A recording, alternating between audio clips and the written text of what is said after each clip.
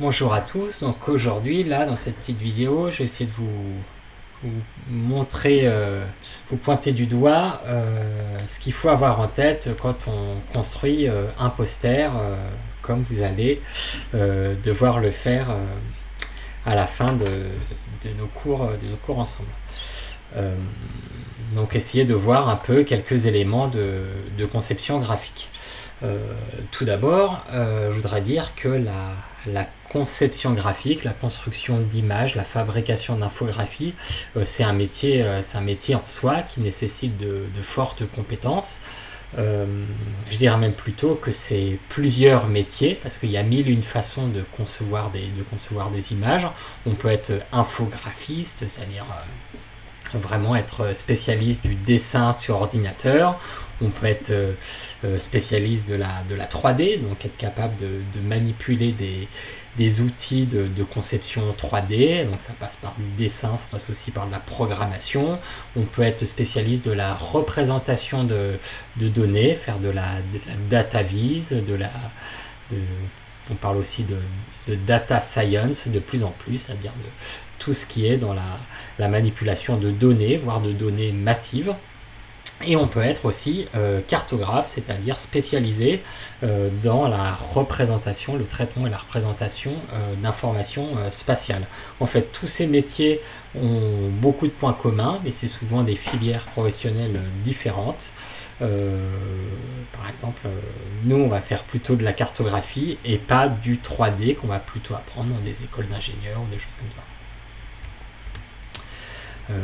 L'infographie, c'est vraiment ce qui consiste à produire des images représentant de l'information. Donc là, je vous ai mis un petit exemple pour vous montrer à quel point ce travail peut être compliqué et raffiné. C'est-à-dire pour réaliser une telle image, là sur l'architecture du hamburger, il y a beaucoup de travail graphique. Mais là, l'infographie, ça va être aussi, donc je vous l'ai dit, la visualisation de données, c'est-à-dire à partir de grands tableaux de données, comment les convertir en images. Donc là, on est plus dans le domaine de la data viz et de la géovise aussi, l'information est spatiale.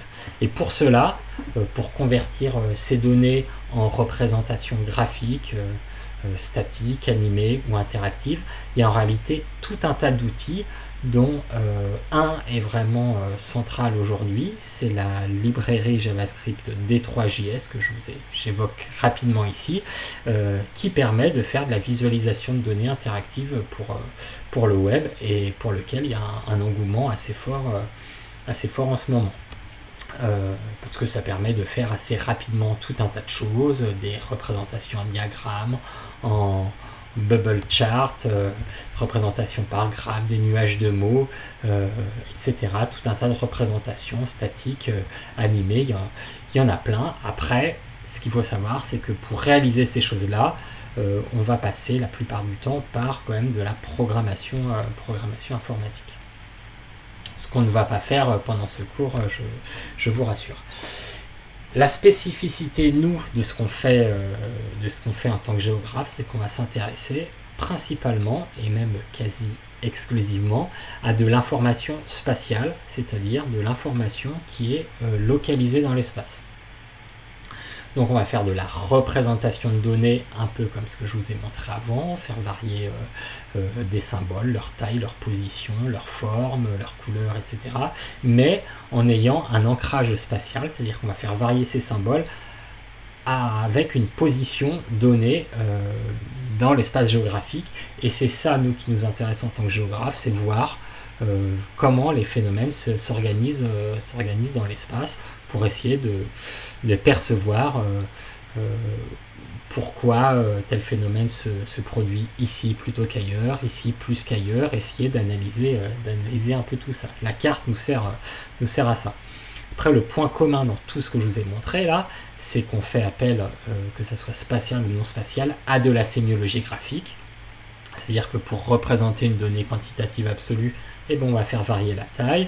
Si c'est relatif, plutôt faire varier des couleurs, des choses comme ça. En fait, la sémiologie graphique s'applique à la cartographie, mais on a la même logique avec des représentations non spatiales. Bref, au-delà de la représentation classique en cartographie, où je parle de conception graphique, c'est que souvent la carte, on va l'articuler avec tout un tas d'éléments pour essayer de développer un peu l'aspect communication, message de notre carte. Par exemple, à gauche, là, on a deux cartes de l'aide publique en développement.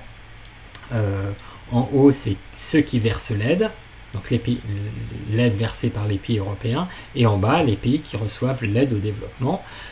Le point de vue, l'intention du cartographe qui a fait ça, donc c'était pour un atlas sur les migrations, c'était de dire que l'aide versée, c'est vraiment pas grand-chose par rapport aux besoins, et donc il y a eu cette idée de représenter ça sous forme d'un entonnoir pour exprimer l'idée que cette aide se verse au compte-gouttes.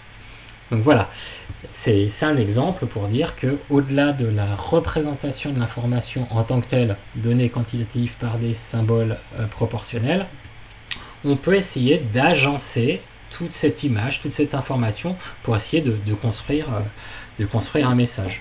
À droite, on a un autre exemple, c'est sur les murs de séparation dans le monde, et l'idée de cette carte qui articule une carte et un graphique, c'est de montrer qu'il n'y a jamais eu autant de murs dans le monde, et qu'il n'y en a jamais eu autant, notamment depuis la chute du mur de Berlin. En fait, le nombre de murs de séparation ont explosé, alors qu'on est censé vivre dans un monde ouvert, un monde de mondialisation, etc. Un petit chiffre juste pour vous dire comme ça, c'est que si on mesure la longueur totale des murs et barrières à travers le monde, ça fait 40 000 km. 40 000 km, c'est la circonférence de la Terre. Voilà, c'est pour donner un ordre de grandeur. Bref, voilà, à travers ces deux exemples, on voit que construire une carte, une image, une infographie, c'est juxtaposer tout un tas d'éléments pour essayer de raconter quelque chose. Un autre exemple ici de mise en page, de construction graphique un peu compliquée avec du dessin, du texte, du tableau. C'est une carte réalisée pour l'Atlas Mad Maps sur le football, où ici c'est une représentation par anamorphose qui a été choisie pour représenter le nombre de matchs gagnés par les différents pays en Coupe du Monde. Plus un pays a gagné de matchs, plus sa surface est grossie, et moins il en a gagné, sa surface est réduite, et la couleur représente ceux qui ont déjà gagné la Coupe du Monde.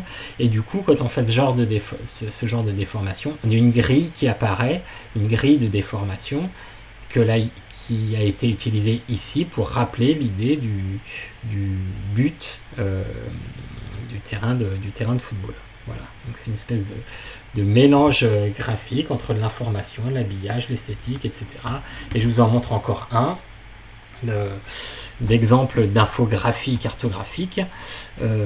Ici, c'est sur une carte sur les ventes d'armes par les pays de l'OTAN, représentée sous forme d'une pieuvre, parce que la pieuvre, c'est une figure qui a été souvent et beaucoup utilisée, notamment au moment de la guerre froide, dans les images de propagande, parce que la pieuvre, ça étend ses tentacules et ça essaye de dominer les choses.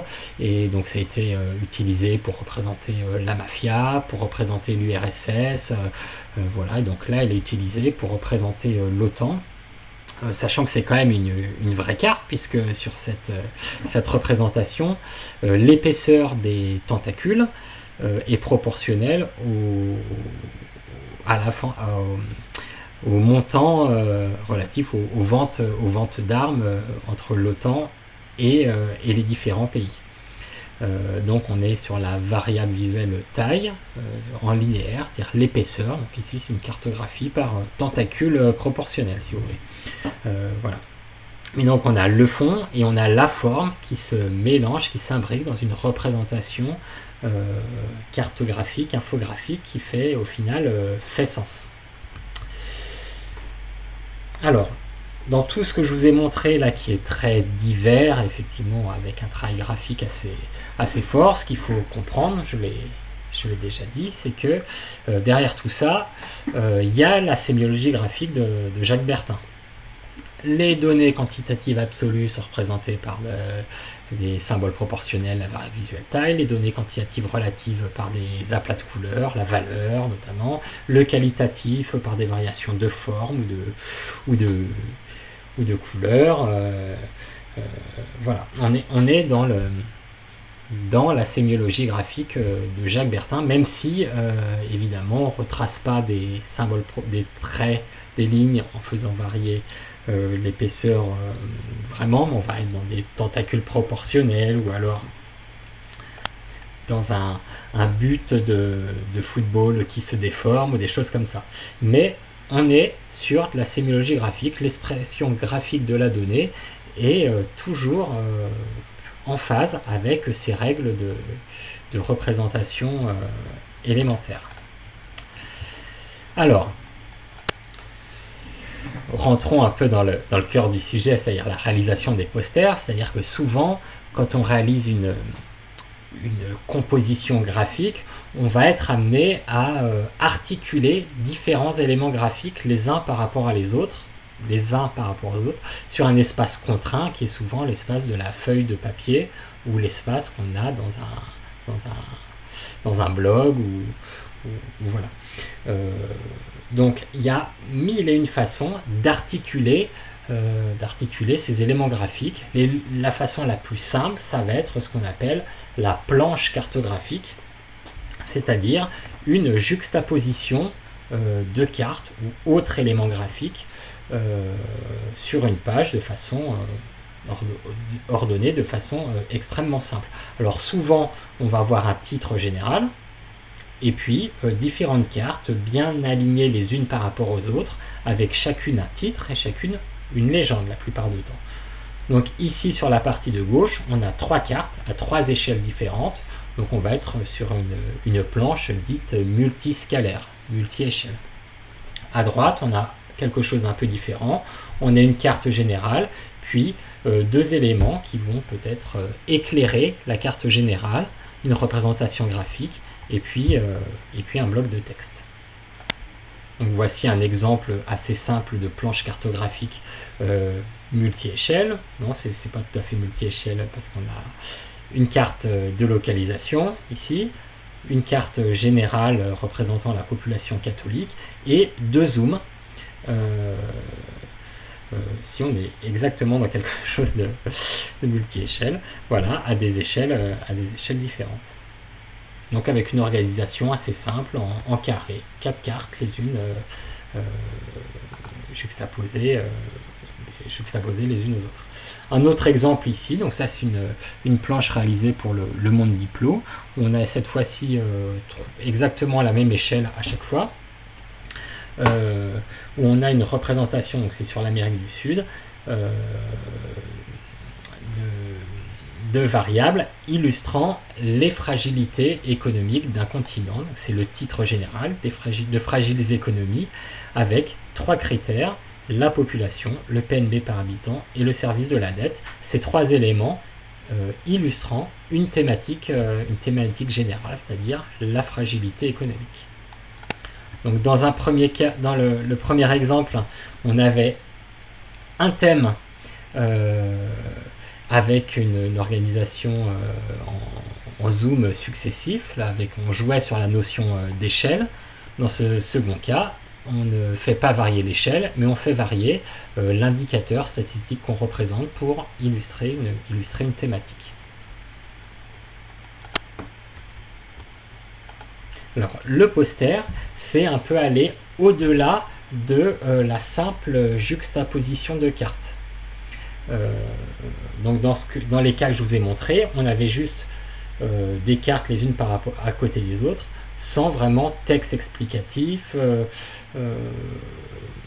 L'idée du poster, ça va être de construire une image qui a vraiment une problématique et une narration, c'est-à-dire de pousser le plus possible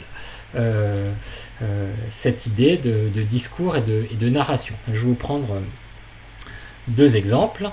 Donc le poster de gauche, qui a été réalisé il y a quelques années déjà, pose une question en entrée, c'est quelles sont les limites de l'Europe. Alors, et premier élément de réponse ici, vu de l'intérieur, c'est en fait déjà, alors c'est quoi l'Europe? Il faudrait qu'on regarde une carte. Ah, mais on a des billets de banque, on a des cartes dans nos poches, c'est l'Europe telle qu'elle est dessinée sur nos billets. Donc on regarde, on se dit, ah bah l'Europe, les limites de l'Europe, c'est ça, exactement. Et puis après, on s'appuie sur, ici, une enquête qui a été menée où on demandait à des étudiants, sur une carte vide, de délimiter la limite de l'Europe selon leurs propres critères, etc. Et tout ça a été superposé, analysé, et ça permet de se rendre compte que les limites ne sont pas forcément si franches, tout le monde ne fait pas passer les choses exactement au même endroit, qu'il y a des ruptures spatiales dans le monde, etc. Bon, bref, ça c'est les... Et après, il y a un deuxième élément en dessous qui remet en question un peu l'idée de continent, en se disant, vous avez l'air d'avoir une idée très forte sur ce qu'est l'Europe, c'est dans vos billets de banque. Ici, quand on vous demande, tout le monde entoure une limite de l'Europe à peu près cohérente, même s'il y a des différences. Et pourtant, si on regarde objectivement la répartition des terres et des mers à l'échelle de la planète, on se rend compte que l'Europe, finalement, c'est qu'un cap de l'Asie.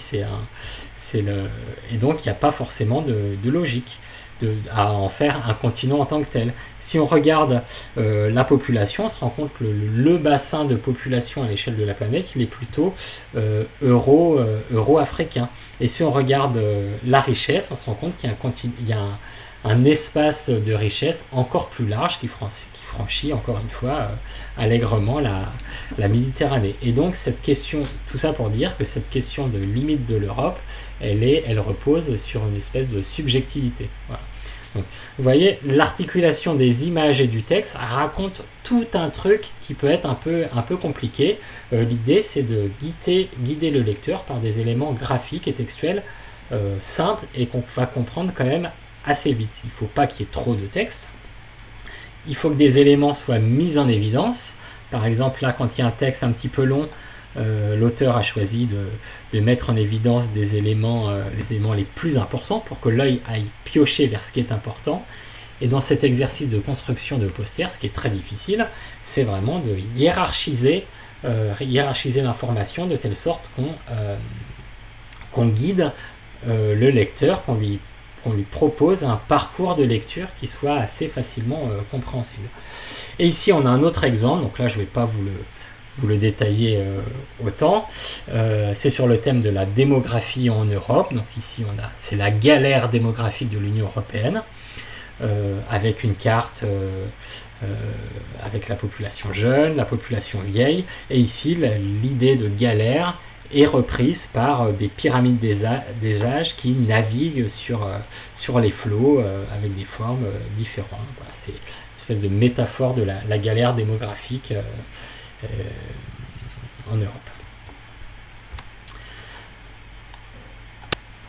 Alors, là je vais vous proposer un autre exemple d'analyse de poster. Alors celui-là, il a gagné le prix des posters scientifiques au Festival international de géographie à Saint-Dié-des-Vosges il y a quelques années, donc c'est plutôt un bon exemple, même s'il y en a plein d'autres. Alors pourquoi je vous montre celui-là? Parce qu'il y a vraiment une construction en termes de lecture qui a été pensée sous forme de Z. Alors ça, c'est le Z de lecture, c'était ce qui était pensé dans les images de propagande, notamment de l'URSS, où on pense que l'œil démarre en haut à gauche, va partir à droite, puis va balayer un peu l'image de haut en bas, puis va regarder là. Voilà, c'est un peu cette cet ordre de lecture qu'on essaye de proposer au lecteur. Donc ça marche comme ça. En haut, le premier contact avec l'image qu'on propose au lecteur, ça va être le titre, souvent dans une carte, c'est un point d'entrée sur l'image, sur une image qui est complexe et sur laquelle il y a plein d'éléments. Donc le premier point d'entrée, ça va être le titre principal. Donc là, le titre principal, il est clair, c'est Mourir aux frontières de l'Europe. Il pose le sujet, peut-être qu'il aurait fallu mettre migration dans le titre, parce que le sujet de ce poster, c'est les migrants qui essayent de rejoindre l'Europe et qui meurent en route. Donc Mourir aux frontières de l'Europe, un titre général. Puis, premier élément, après le titre, un constat. L'Europe est attractive et une grande partie des migrants qui viennent en Europe proviennent des pays limitrophes. Donc là, une espèce d'analyse factuelle sur quelles sont les zones attractives, quelles sont les zones répulsives, d'où viennent les migrants qui vont en Europe, avec un texte, encore une fois, hiérarchisé, où les éléments importants sont mis en noir plein et en gras, et les éléments moins importants sont de couleur un peu plus grise, de telle sorte qu'elles attirent moins l'œil. Et vous voyez, la légende, là, qui était au départ dans la carte quand elle était fabriquée, a été sortie de la carte pour la rendre un peu plus lisible. Bref, premier élément, le constat. Deuxième élément face à ça, donc troisième élément après le titre, c'est que face à ce constat, l'Europe décide de fermer ses frontières. Donc là, pour étayer cette idée, donc c'est une Europe attractive, premier élément de titre, qui ferme ses frontières. Pour cela, plusieurs éléments sont mis sur la table, si je veux dire. Donc, le fait que les restrictions en termes de droit d'asile, la construction de murs et barrières avec une photo, les reconduites aux frontières, et cette idée d'Europe forteresse avec une politique de fermeture des frontières. Donc on a différents types d'éléments, photographiques, graphiques, cartographiques, et ici un dessin de presse, une caricature. Donc 4 éléments très différents. Et après, à la fin, on a les conséquences, c'est-à-dire que on a une Europe attractive qui attire plutôt les personnes qui vivent pas trop loin. On a une politique de fermeture des frontières, conséquence de quoi le nombre de décès de migrants aux frontières de l'Europe augmente parce que contraint à utiliser des routes toujours plus éloignées et plus dangereuses. Donc c'est ce que montre cette juxtaposition de cartes. On voit le nombre de migrants morts qui augmente et leur géographie qui se déplace au fil des fermetures de frontières. Et dernier élément de lecture, de façon complètement marginale, ça va être des références en termes de notes, de logos, des informations secondaires qui sont à lire, mais pas à voir. C'est là que vous aurez la source des données, éventuellement l'auteur de la carte, etc., etc. Donc en fait, un poster, c'est toujours un discours, c'est une image globale qui démontre quelque chose, c'est un raisonnement qu'on donne à voir. Donc, sur l'épidémie de Covid, sur le travail que vous allez réaliser, il faudra organiser votre page de la façon suivante. Un titre général qui propose une problématique, un angle par exemple. Est-ce qu'il y a une seconde vague? Est-ce que la France par rapport au reste du monde? Est-ce que trouvez quelque chose que vous avez envie de montrer? Ça peut être quelque chose de très simple. Et vous mettez des éléments graphiques et textuels que vous articulez les uns par rapport aux autres pour raconter ce que vous avez envie de raconter. Donc ça vous oblige à ne pas faire des cartes juste parce qu'il faut faire une carte pour représenter telle donnée, mais essayer de voir un peu ce qu'elle montre et l'utiliser par rapport au message qu'elle produit. Ça peut être, est-ce que les femmes meurent plus que les hommes, et vous articulerez des cartes avec des cartes qui prennent en compte que les hommes, les cartes que les femmes, une infographie, des choses comme ça. Ça peut être les jeunes par rapport aux vieux, ça peut être la France par rapport à l'Europe, l'Europe par rapport au monde. Il y a plein de possibilités, plein d'indicateurs possibles. Et il faut essayer de trouver un moyen d'articuler ça. Donc sur ce poster, il y a beaucoup d'illustrations graphiques, 1, 2, 3, 4, 5, 6, 7, 8, 9, 10. Là, il y en a beaucoup. Vous n'êtes pas obligé d'en mettre autant, évidemment. Alors, pour vous guider dans votre travail, il faut avoir en tête, du coup, un certain nombre de règles. Par exemple, avoir en tête qu'une image que vous allez construire, c'est avant tout un message. Ce qui compte, c'est l'histoire que vous racontez. Si c'est juste une image sans vraiment de récit, ça va pas fonctionner. Autre élément qui est central à la fois pour la réalisation de cartes, mais aussi pour la réalisation de posters, c'est qu'il faut absolument que vous réussissiez à hiérarchiser l'information. C'est-à-dire faire en sorte d'attirer l'œil du lecteur sur ce qui est important d'abord, et ensuite sur ce qu'il est moins. C'est-à-dire proposer une sorte de trajet visuel. Quand vous faites une carte, ça va être un titre qui vous fait rentrer dans l'image, et puis on va voir l'image, et puis après la légende, et puis après les sources, et c'est bien hiérarchiser les choses comme ça. Si c'est un poster, ça va être donc ça, c'est la proposition du Z de lecture, qui est un chemin de lecture assez classique, mais ça peut être aussi un élément gros, central au milieu, coloré, vif, et puis des éléments plus marginaux autour. Il y a 1001 façons de construire des trajets visuels, mais il faut hiérarchiser tout ça pour que le lecteur il lise les choses dans l'ordre. Il faut que ça soit clair. Autre règle assez cruciale, c'est qu'il faut faire simple.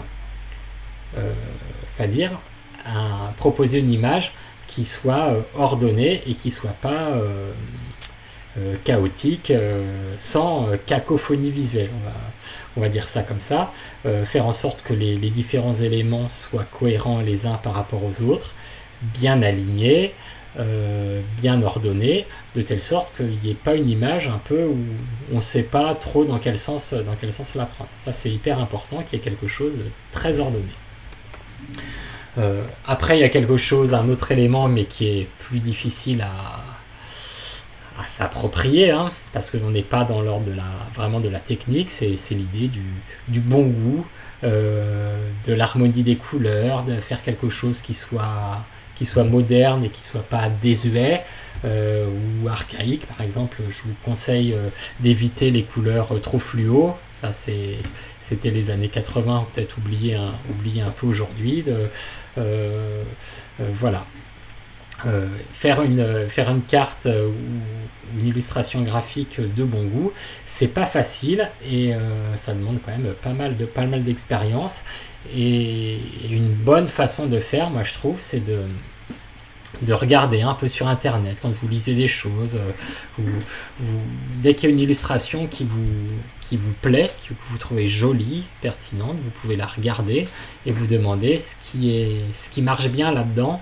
Est-ce que c'est les couleurs? Est-ce que c'est la police de caractère? Est-ce que, par exemple, oublier le comique sans MS, ça c'était une police un peu ronde qui était très à la mode à un moment donné, mais qui maintenant paraît complètement ringarde.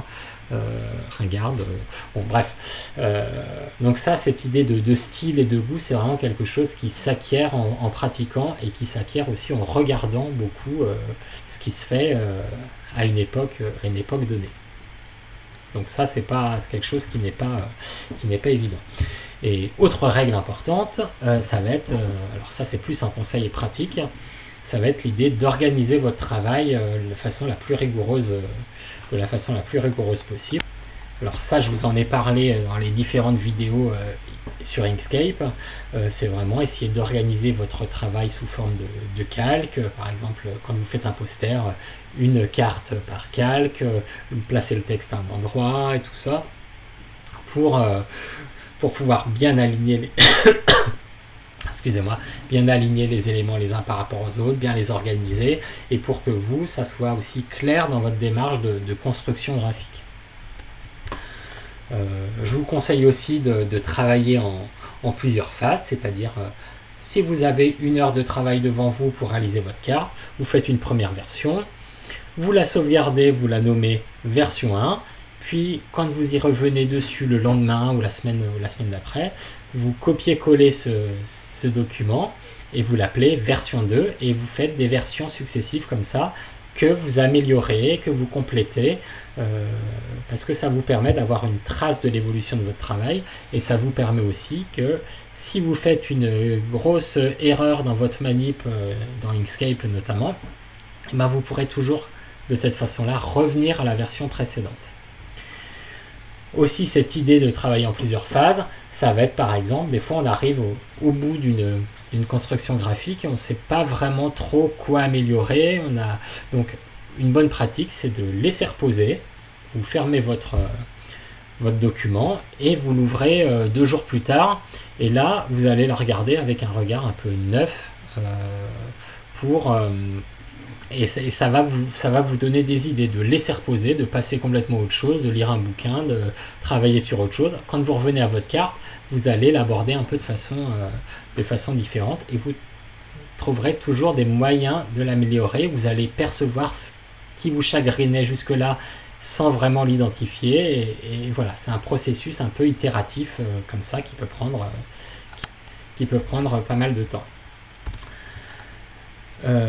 Voilà, maintenant c'est à vous de jouer ce poster, donc vous pouvez le faire, et je suis là pour vous aider, soit en cours, soit par mail.